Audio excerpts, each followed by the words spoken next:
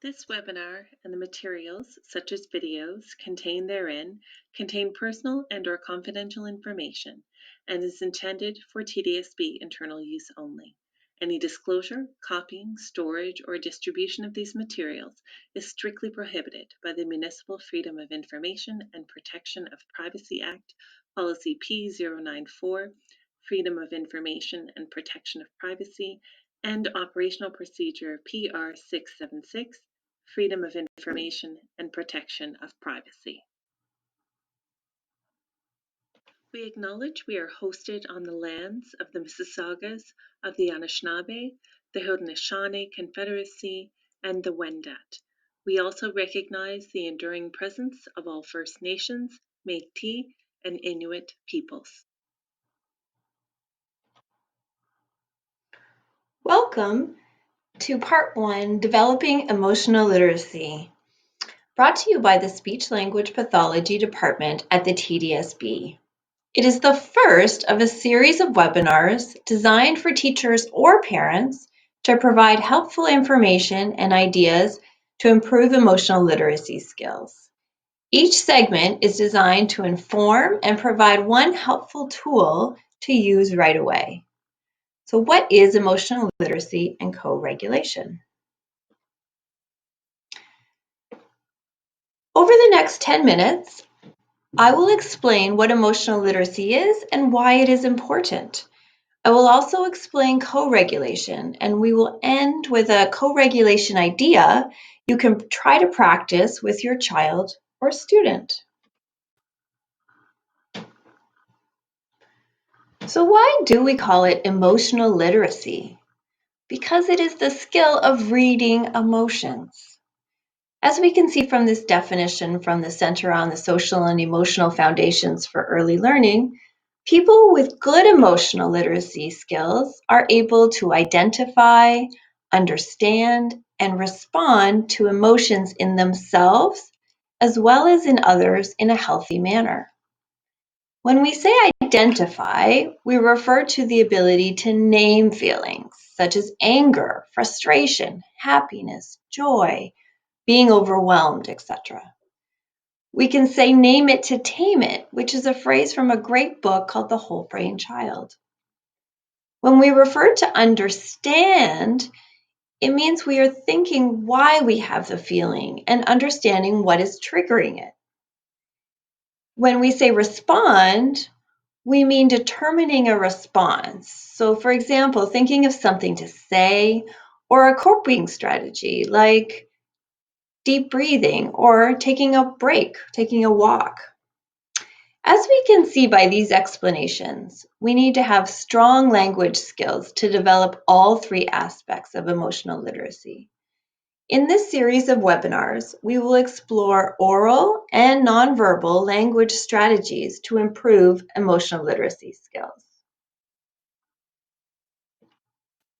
This information comes from the Center on the Social and Emotional Foundations for Early Learning at Vanderbilt University in Nashville, Tennessee. Research shows that working on these skills results in a decrease in challenging behaviors and an increase in academic achievement. It also improves mental health and well-being. Take a moment and read this list.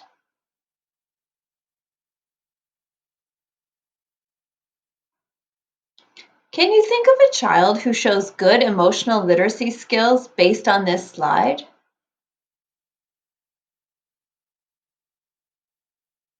You may also know kids who demonstrate challenging behaviors. What is the impact on their learning and mental health and well-being?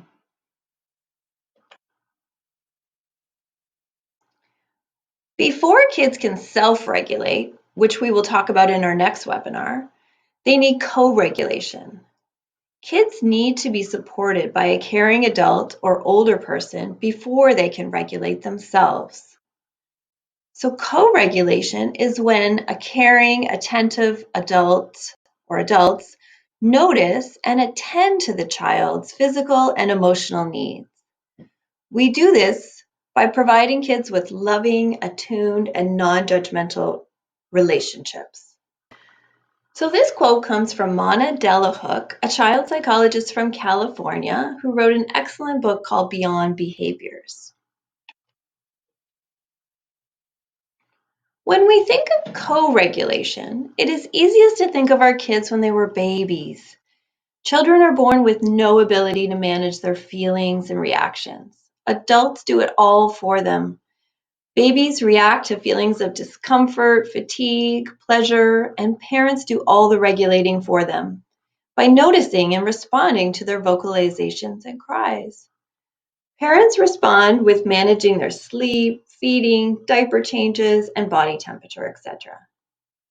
As children get older and they understand and use their words more, we begin to give them the responsibility to manage their feelings and reactions themselves. Sometimes this is easy for kids, and sometimes this is too overwhelming or hard for them to manage. It is important to help our kids find ways to manage their big feelings, but we must keep in mind that co-regulation is so key for our kids from infancy to young adulthood, especially for our kids with special needs. If you would like more information on co-regulation, the link provided in this slide and is provided for you comes from the Duke Center for Child and Family Policy at the University of North Carolina, and it outlines co-regulating from birth to young adulthood. So all links will be provided in a resource list for participants in this webinar. The following ideas are explained in more detail in the article from the George Lucas Educational Foundation link at the bottom of the slide, which is provided in your resource list. There are lots and lots of examples of how to co-regulate emotions and behaviors, because it involves any way you are tuning into and supporting your student or child to help them feel safe and loved no matter what. However, this does not mean that kids do not face consequences to their actions.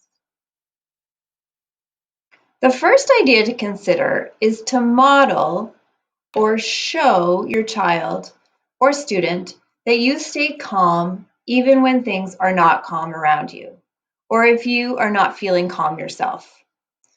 Take a few moments to think and plan before reacting. That requires a lot of hard work on our part, and we are only human. However, showing calming strategies like deep breaths, taking a few moments to walk away and think, or saying things out loud that might help you stay calm. So, for example, you could say, "This too shall pass," or "We will get through this." This will show good ways to self-regulate or manage. Like a thermostat, the adult needs to keep a steady temperature and stay calm in challenging or stressful situations. The last tool is to validate the feelings the child may be feeling. So, for example, you could say, "That must feel awful," or "You seem really frustrated," or "That is a difficult situation you're in." Validating is naming the feeling and showing that you are trying to understand how they feel. Validation opens the door for the adult and child to discuss choices and consequences once things have calmed down, and to create a plan of action for the next time a conflict arises. So let's give it a try. This week, try saying something validating during a challenging moment, or modeling calming strategies, like taking a deep breath, taking a few moments to walk away and think, or saying things out loud that will help you stay calm. We gave you some language to try out validating with a child or student that might feel comfortable for you and might work well with this student.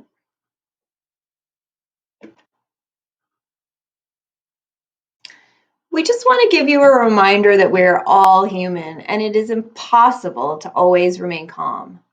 All we can do is try to find ways to bring about our own sense of calm, which helps our kids find theirs.